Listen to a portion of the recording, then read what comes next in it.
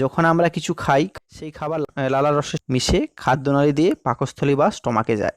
সেখানে খাবার পাকস্থলীর পাচক রস ও হাইড্রোক্লোরিক অ্যাসিডের সঙ্গে মেশে পাকস্থলী আমাদের খাবারের বড় বড় কণাগুলোকে ভেঙে ছোট কণায় পরিণত করে।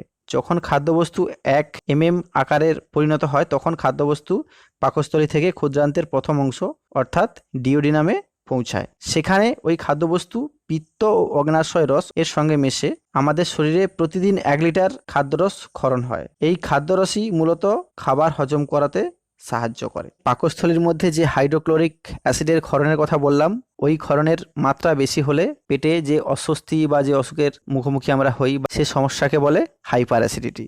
এই অ্যাসিড সিক্রেশনটা ভীষণ জরুরি। পরিপাক ক্রিয়ার সমস্যা বা অ্যাসিডিটি বা গ্যাস্ট্রাইটিস এর মূল লক্ষণগুলো কি কি সেগুলো জেনে নিন। অল্প খেলেই পেট ভরে যাওয়া, পেটের উপরের দিকে জ্বালা, বমি ভাব বা কখনো বমি হওয়া, চোঁয়া ঢেকুর ওঠা, পেট ফেঁপে আছে বা পেট টাইট হয়ে আছে এমন অনুভব হওয়া,